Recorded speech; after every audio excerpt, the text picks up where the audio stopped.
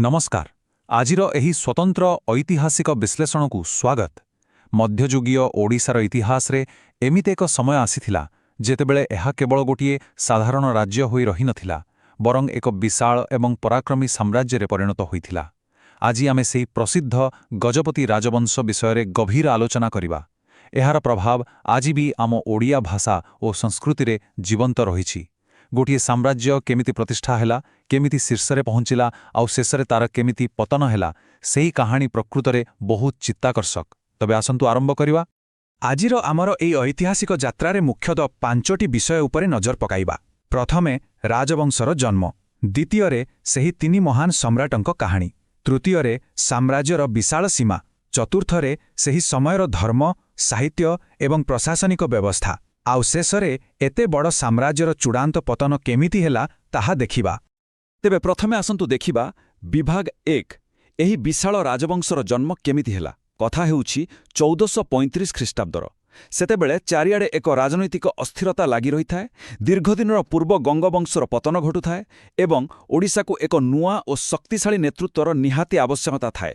ଏହି ନୂଆ ସାମ୍ରାଜ୍ୟର ନାମ ଥିଲା ଗଜପତି। ଏହାର ଆକ୍ଷରିକ ଅର୍ଥ ହେଉଛି ହାତୀମାନଙ୍କର ପ୍ରଭୁ। ଏହା କିଛି ସାଧାରଣ ଉପାଧି ନଥିଲା, ଏହା ଥିଲା ଏକ ଭୟଙ୍କର ସାମରିକ ଶକ୍ତିର ପରିଚୟ। ଭାବି ଦେଖନ୍ତୁ ଧରେ, ସେହି ସମୟରେ ଏକ ବିଶାଳ ଯୁଦ୍ଧହସ୍ତୀ ବାହିନୀ ଶତ୍ରୁଙ୍କ ମନରେ କେମିତି ଭୟ ଓ ଆତଙ୍କ ଖେଳାଇ ଦେଉଥିବ।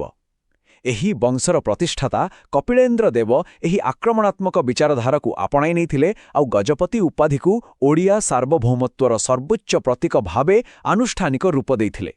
ଆଉ ଏବେ ଦ୍ୱିତୀୟ ବିଭାଗ ଆଲୋଚନା କରିବା ଏହି ରାଜବଂଶର ଆତ୍ମା ସ୍ୱରୂପ ସେହି 3 ମହାନ ସମ୍ରାଟଙ୍କ ବିଷୟରେ, ଯେଉଁମାନଙ୍କର ନିଷ୍ପତ୍ତି ହିଁ ଏହି ସାମ୍ରାଜ୍ୟର ଭାଗ୍ୟ ନିର୍ଦ୍ଧାରଣ କରିଥିଲା। ଏହି 3 ଜଣ ସମ୍ରାଟଙ୍କ ସମୟକାଳକୁ ଟିକେ ସ୍ପଷ୍ଟ ଭାବରେ ଦେଖିବା। 1435 ଖ୍ରୀଷ୍ଟାବ୍ଦରେ କପିଳେନ୍ଦ୍ର ଦେବଙ୍କ ଶାସନ ଆରମ୍ଭ ହୁଏ। ତାଙ୍କ ପରେ 1467 ଖ୍ରୀଷ୍ଟାବ୍ଦରେ ପୁରୁଷୋତ୍ତମ ଦେବ ସିଂହାସନ ଆରୋହଣ କରନ୍ତି ଆଉ ତାପରେ 1497 ଖ୍ରୀଷ୍ଟାବ୍ଦରେ ପ୍ରତାପରୁଦ୍ର ଦେବ ଶାସନଭାର ଗ୍ରହଣ କରନ୍ତି। ଏହି 3ଟି ଯୁଗ ସାମ୍ରାଜ୍ୟର ଉତ୍ଥାନ ପତନରେ ଏକ ସମ୍ପୂର୍ଣ୍ଣ ଚିତ୍ର ପ୍ରଦାନ କରେ। ଏବେ ଆସିବା କପିଳେନ୍ଦ୍ର ଦେବଙ୍କ ପାଖକୁ। ତାଙ୍କର ସାମରିକ ଅଭିଯାନ ସତରେ ବିସ୍ଫୋରକ ଥିଲା। ଜଣେ ସାଧାରଣ ପରିବାରରୁ ଆସି ମଧ୍ୟ ନିଜ ଦକ୍ଷତା ବଳରେ ସେ ଶେଷ ଗଙ୍ଗ ଶାସକଙ୍କୁ ହଟାଇ କ୍ଷମତା ଦଖଲ କଲେ। ତାଙ୍କର ଆକ୍ରମଣ କେତେ ଭୟଙ୍କର ଥିଲା ଜାଣନ୍ତି?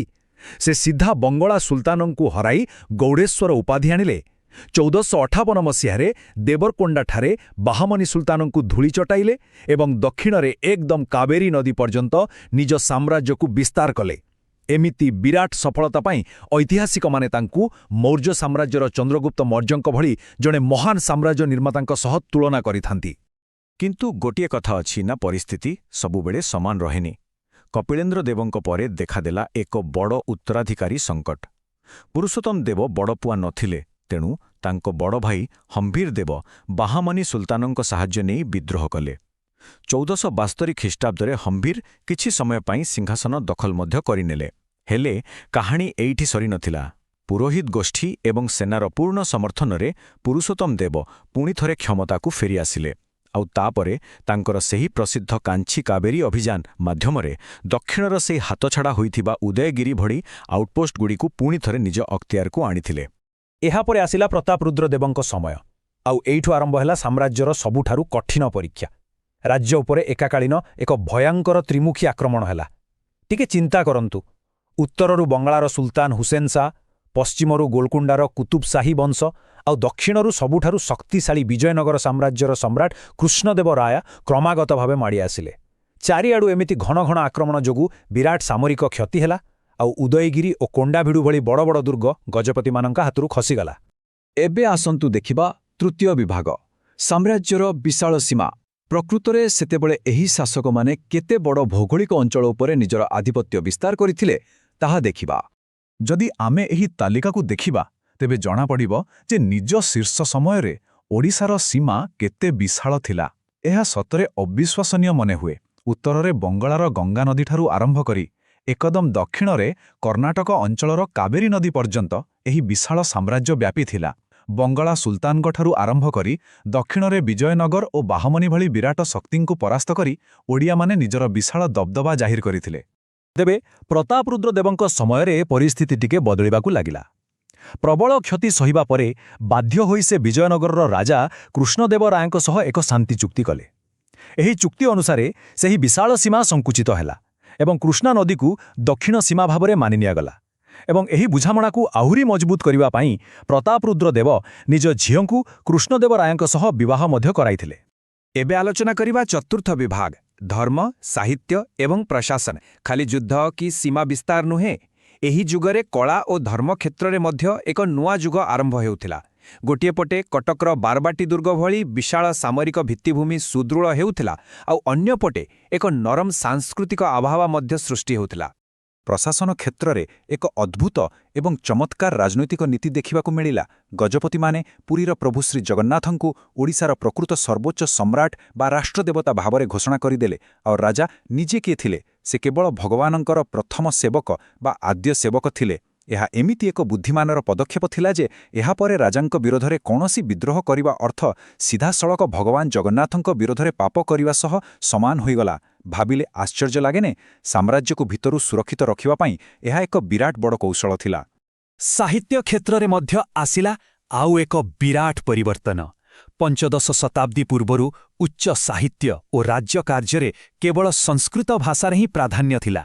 ହେଲେ ଗଜପତି ଯୁଗରେ ପ୍ରକୃତରେ କଥିତ ଓଡ଼ିଆ ଭାଷାର ବିକାଶ ଘଟିଲା। ଆଦିକବି ସାରଳା ଦାସ ନିଜର ଅମର ସୃଷ୍ଟି ସାରଳା ମହାଭାରତ ଆମ ଓଡ଼ିଆ ଭାଷାରେ ରଚନା କଲେ।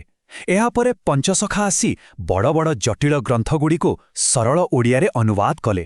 ସାହିତ୍ୟ ଆଉ ଖାଲି ପଣ୍ଡିତଙ୍କ ପାଖରେ ସୀମିତ ନ ରହି ସିଧାସଳଖ ସାଧାରଣ ଲୋକଙ୍କ ପାଖରେ ପହଞ୍ଚିଲା। ଏହା ହିଁ ଆମ ଓଡ଼ିଆ ଅସ୍ମିତାର ମୂଳଦୁଆ ପକାଇଥିଲା। ଏହି ସମୟର ଆଉ ଏକ ଗୁରୁତ୍ୱପୂର୍ଣ୍ଣ ଘଟଣା ଥିଲା ରାଜ୍ୟରେ ଏକ ବିରାଟ ଆଧ୍ୟାତ୍ମିକ ପରିବର୍ତ୍ତନ। ପ୍ରତାପରୁଦ୍ର ଦେବଙ୍କ ସମୟରେ ଶ୍ରୀଚୈତନ୍ୟ ମହାପ୍ରଭୁ ପୁରୀ ଆସିଲେ।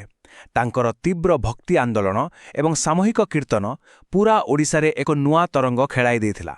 ନିଜେ ରାଜା ବି ତାଙ୍କର ଏକନିଷ୍ଠ ଶିଷ୍ୟ ପାଲଟିଗଲେ ଏବଂ ରାଜ୍ୟରେ ଏକ ବ୍ୟାପକ ଶାନ୍ତିବାଦର ବାତାବରଣ ସୃଷ୍ଟି ହେଲା। କିନ୍ତୁ ଏହାର ଏକ ନକାରାତ୍ମକ ଦିଗ ବି ଥିଲା ବୋଲି ଅନେକ ଐତିହାସିକ ଯୁକ୍ତି ବାଢ଼ନ୍ତି। ଏହି ଅତ୍ୟଧିକ ଶାନ୍ତିବାଦ ସାମ୍ରାଜ୍ୟର ସେହି ଆଦିମ ସାମରିକ ଏବଂ ଯୁଦ୍ଧକୋର ମନୋଭାବକୁ କେଉଁଠି ନା କେଉଁଠି ଦୁର୍ବଳ କରିଦେଇଥିଲା, ଯାହାର ପରିଣାମ ବାହାରୀ ଆକ୍ରମଣ ବେଳେ ବାଧକ ସାଜିଥିଲା। ଏବେ ଆମେ ପହଞ୍ଚିଛେ ଆମର ପଞ୍ଚମ ଏବଂ ଶେଷ ବିଭାଗରେ ସାମ୍ରାଜ୍ୟର ଚୂଡ଼ାନ୍ତ ପତନ। ଗୋଟିଏ ସୁବର୍ଣ୍ଣ ଯୁଗର କିପରି ଦୁଃଖଦ ଅନ୍ତ ହେଲା ତାହା ଆମେ ଏବେ ଦେଖିବା। 1538 ଖ୍ରୀଷ୍ଟାବ୍ଦରେ ପ୍ରତାପରୁଦ୍ର ଦେବଙ୍କ ମୃତ୍ୟୁ ହେଲା, ଆଉ ତା ସହ ହିଁ ଗଜପତି ସାମ୍ରାଜ୍ୟ ଉପରେ ଯେମିତି କାଳା ବାଦଲ ଘୋଟି ଆସିଲା। ପ୍ରତାପରୁଦ୍ର ଦେବଙ୍କ ପରେ ତାଙ୍କର ଦୁଇ ନାବାଳକ ପୁଅ କଳୁଆ ଦେବ ଏବଂ କଖାରୁଆ ଦେବଙ୍କୁ ଶାସନ ମିଳିଲା। କିନ୍ତୁ 1540 ଖ୍ରୀଷ୍ଟାବ୍ଦରେ ଯାହା ହେଲା ତାହା ଇତିହାସର ଏକ ଭୟଙ୍କର କଳା ଫର୍ଦ୍ଦ। ନିଜର ହିଁ ପ୍ରଧାନମନ୍ତ୍ରୀ ଗୋବିନ୍ଦ ବିଦ୍ୟାଧର ଏକ ଲୋମହର୍ଷଣକାରୀ ବିଶ୍ୱାସଘାତକତା କଲେ। ସେ ଏହି ଦୁଇ ଦୁର୍ବଳ ଉତ୍ତରାଧିକାରୀଙ୍କୁ ନିର୍ମମ ଭାବରେ ହତ୍ୟା କରି ସିଂହାସନ ଛଡ଼ାଇ ନେଲେ ଏବଂ ନିଜର ଏକ ନୂଆ ଭୂଇବଂଶ ପ୍ରତିଷ୍ଠା କଲେ। ଆଉ ଏହି ଗୋଟିଏ ଆଭ୍ୟନ୍ତରୀଣ ଷଡ଼ଯନ୍ତ୍ର ସହିତ ବିଶାଳ ସୂର୍ଯ୍ୟବଂଶୀ ଗଜପତି ରାଜବଂଶର ଚିରଦିନ ପାଇଁ ଅନ୍ତ ଘଟିଲା। 1568 ମସିହା। ବାସ୍ ଏଇ ଗୋଟିଏ ବର୍ଷ, ଆଉ ଗୋଟିଏ ସଂଖ୍ୟା। ଏହା ଓଡ଼ିଶା ଇତିହାସର ସବୁଠାରୁ ଅନ୍ଧକାରମୟ ବର୍ଷ। ଗଜପତିମାନଙ୍କ ପରେ ଲାଗି ରହିଥିବା ଆଭ୍ୟନ୍ତରୀଣ କନ୍ଦଳ ଏବଂ ରାଜନୈତିକ ଅସ୍ଥିରତା ଯୋଗୁଁ ରାଜ୍ୟ ଏତେ ଦୁର୍ବଳ ହୋଇଯାଇଥିଲା ଯେ ଶେଷରେ 1568 ଖ୍ରୀଷ୍ଟାବ୍ଦରେ ବଙ୍ଗଳାର ଆଫଗାନ ସୁଲତାନମାନେ ଓଡ଼ିଶାକୁ ଖୁବ୍ ସହଜରେ ଅଧିକାର କରିନେଲେ। ଆଉ ଏହା ସହିତ ଓଡ଼ିଶା ନିଜର ସ୍ୱାଧୀନତା ସବୁଦିନ ପାଇଁ ହରିବସିଲା। ଏହି ସମ୍ପୂର୍ଣ୍ଣ ଐତିହାସିକ ଘଟଣାବଳୀକୁ ଦେଖିଲା ପରେ ମନରେ ଗୋଟିଏ ବଡ଼ ପ୍ରଶ୍ନ ଆସେ ନାହିଁ କି? ଯେଉଁ ରାଜବଂଶ ବିଶାଳ ସାମରିକ ଶକ୍ତି, ହଜାର ହଜାର ହସ୍ତି ବାହିନୀ ଓ ଅଗଣିତ ଅଭେଦ୍ୟ ଦୁର୍ଗ ଉପରେ ଗଢ଼ି ଉଠିଥିଲା, ତାହା କେମିତି ମାତ୍ର ଗୋଟିଏ ଆଭ୍ୟନ୍ତରୀଣ ବିଶ୍ୱାସଘାତକତା ଆଉ ଦୁର୍ବଳ ନେତୃତ୍ୱ ଯୋଗୁଁ ସମ୍ପୂର୍ଣ୍ଣ ଧୂଳିସାଟ ହୋଇଗଲା? ସାମ୍ରାଜ୍ୟଗୁଡ଼ିକ ଯେତେ ବିଶାଳ ହେଲେ ବି ଭିତରୁ କେତେ ଭଙ୍ଗୁର ହୋଇପାରନ୍ତି, ଏହା ତାର ଏକ ଜ୍ୱଳନ୍ତ ଉଦାହରଣ। ତଥାପି ଗଜପତିମାନଙ୍କର ସେହି ସୁବର୍ଣ୍ଣ ସମୟରେ ଆମ ଓଡ଼ିଆ ଭାଷା, ସାହିତ୍ୟ ଏବଂ ପ୍ରଭୁ ଜଗନ୍ନାଥଙ୍କର ସଂସ୍କୃତି ଯେଉଁ ଶିଖରରେ ପହଞ୍ଚିଥିଲା, ତାହା ଆଜି ବି ଅତୁଳନୀୟ ଆଉ ଅମର ହୋଇ ରହିଛି। ଆଜିର ଏହି ଆଲୋଚନା ନିଶ୍ଚିତ ଭାବରେ ଆମ ଗୌରବମୟ ଇତିହାସର ଏକ ନୂଆ ଦିଗ ଉନ୍ମୋଚନ କଲା। ସେହି ଅତୀତରୁ ଆମେ କ'ଣ ଶିଖିପାରିବା, ତାହା ପ୍ରକୃତରେ ଏକ ଗୁରୁତ୍ୱପୂର୍ଣ୍ଣ ବିଷୟ। ଏହି ଯାତ୍ରାରେ ସାମିଲ ହୋଇଥିବାରୁ ଧନ୍ୟବାଦ।